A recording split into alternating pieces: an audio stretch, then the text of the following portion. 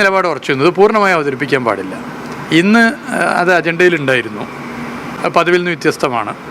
യഥാർത്ഥത്തിൽ വന്ദേമാതരം പാടുമ്പോൾ എഴുന്നേറ്റ് നിൽക്കേണ്ടതില്ല എന്നുള്ളത് എല്ലാവർക്കും അറിയാം. എന്നാലും എല്ലാവരും എഴുന്നേറ്റ് നിന്നിട്ട് തന്നെയാണ്. 2 ഈരടികൾ കഴിഞ്ഞ് 3-ാം ഈരടി മുതൽ തുടങ്ങുകയാണെങ്കിൽ ഞങ്ങൾ പ്രതിഷേധിച്ചിരിക്കുമായിരുന്നു. ഞങ്ങൾ അങ്ങനെ തന്നെ തീരുമാനിച്ചാണ്. പക്ഷേ 2 ഈരടികൾ മാത്രമേ അവിടെ അവതരിപ്പിക്കപ്പെട്ടിട്ടുള്ളൂ. അപ്പോൾ LDF എടുത്ത ശക്തമായ നിലപാട് ഒരു ക്രിയാത്മക പ്രതിപക്ഷം എന്നുള്ള നിലയിൽ UDF ഗവൺമെൻറ്റിനെ തിരുത്താൻ ഈ വിഷയത്തിൽ സാധിച്ചു എന്നുള്ളത് ഏറെ സന്തോഷകരമായ കാര്യമാണ്.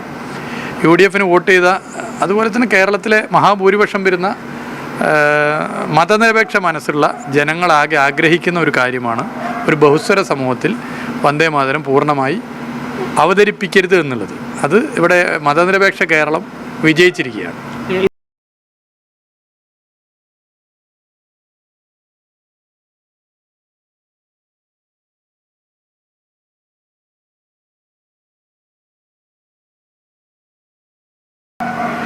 ഒരു രാഷ്ട്രീയ പ്രശ്നത്തെ മതവർഗീയ പ്രശ്നമാക്കി മാറ്റാനാണ് BJP ശ്രമിക്കുന്നത്. ഇതൊരു പൊളിറ്റിക്കൽ ഇഷ്യൂ ആണ്. പൊളിറ്റിക്കൽ ഇഷ്യൂ എന്ന് പറയുമ്പോൾ ഭരണഘടനയിൽ പറഞ്ഞതിന് വിരുദ്ധമാണ് വന്ദേമാതരം പൂർണ്ണമായും സർക്കാർ പരിപാടിയിൽ അവതരിപ്പിച്ചാൽ. അതെല്ലാവർക്കും അറിയുന്നത്. എന്നാൽ അത് ഒരു മതപ്രശ്നമാക്കി മാറ്റുകയാണ്. ഹൈന്ദവ മതവിശ്വാസികളിൽ നല്ലവരായ യഥാർത്ഥ മതവിശ്വാസികളാകെ മതവിശ്വാസത്തെ അല്ലെങ്കിൽ അതിൻ്റെ ഭാഗമായുള്ള രീതികളെ മൊത്തം എല്ലാവരിലും, എല്ലാ മതവിശ്വാസികളിലും മതരഹിതരായിട്ടുള്ള ഇന്ത്യയിലെ മതനിരപേക്ഷ സമൂഹത്തിലാകെ അടിച്ചേൽപ്പിക്കുന്നതിനെതിരാണ്. എല്ലാവരും സ്നേഹവും സഹവർത്തിത്വവും ഇൻക്ലൂസീവ്നെസ്സുമാണ് ആഗ്രഹിക്കുന്നത്.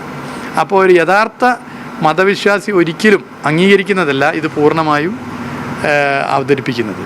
അപ്പോൾ അങ്ങനെ ഇരിക്കെ ഇതിന് മറ്റൊരു കളർ കൊടുത്ത് ഒരു മതവർഗീയ ധ്രുവീകരണം സൃഷ്ടിച്ച് ഒരു രാഷ്ട്രീയ വിഷയത്തെ ഒരു മതവർഗീയ വിഷയമാക്കി മാറ്റാൻ BJP ആഗ്രഹിക്കുന്നത് BJPയുടെ തെറ്റായ നിലപാടാണ്. അത്